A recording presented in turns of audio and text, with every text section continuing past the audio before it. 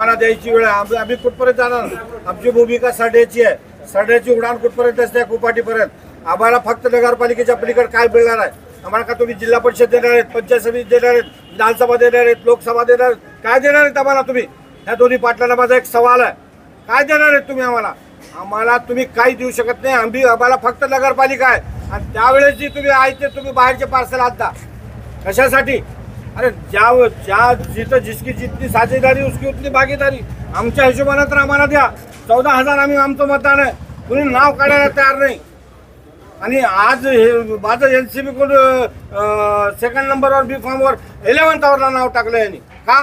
ती शेट्यांनी त्यांनी बागार घ्यायचं ठरलं. तुम्ही लिंगायत समाजाचा उमेदवार आला म्हणून राष्ट्रवादी अजित पवार कडून ही उमेदवार आला. आणि 11th आवरला 10 मिनिट शिल्लक आहे. त्यावेळेस तुम्ही बोलता मला की तुमची उमेदवारी दाखल करा म्हणून. का?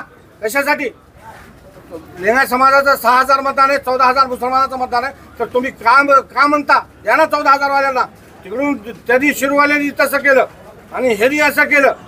तिथं युसुफभाईचं नाव त्यांनी पुढं केलं, मुजी पाटलाचं नाव पुढं केलं. आणि 11th आवरला तुम्ही मिरकलेला तुम्ही उमेदवारी जाहीर केली. का? कशासाठी आमच्यावर आणलंय? आधी या देश स्वातंत्र्य झाल्यापासून फक्त आम्हाला तुम्ही वापरताय. फक्त वापरताय कढीपाल्यासारखं. कढीपाल्याचं काम झालं तुम्ही ताटातून त्याला बाहेर काढून फेकताय. जसं तशी परिस्थिती आमची करून ठेवलेली आहे.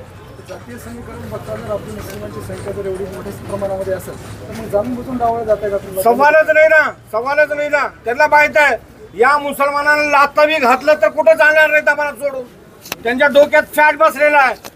1947 पासून त्याच्या डोक्यात किडे पडलेले आहेत की ह्यांना लाथा बी घातल्या तर हे मुस्लिम समाजाला सोडून जाणार आहेत म्हणून त्यांनी त्यांची ही परिस्थिती केलेली आहे. मुसलमानांची आज परिस्थिती तशी होऊन बसलेली आहे. का दिलं नाही तुम्ही? मुजी पाटलाला द्यायचं होतं. का दिलं नाही? युसुफभाईला का दिलं नाही? का दिलं नाही सय्यद साजिद भाईला? का दिलं नाही?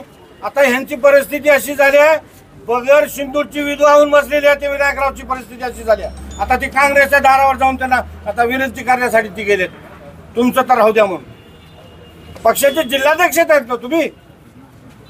एक उमेदवारी तुमच्या शहरामध्ये तुमच्या मतदारसंघामध्ये राहू शकत नाही का?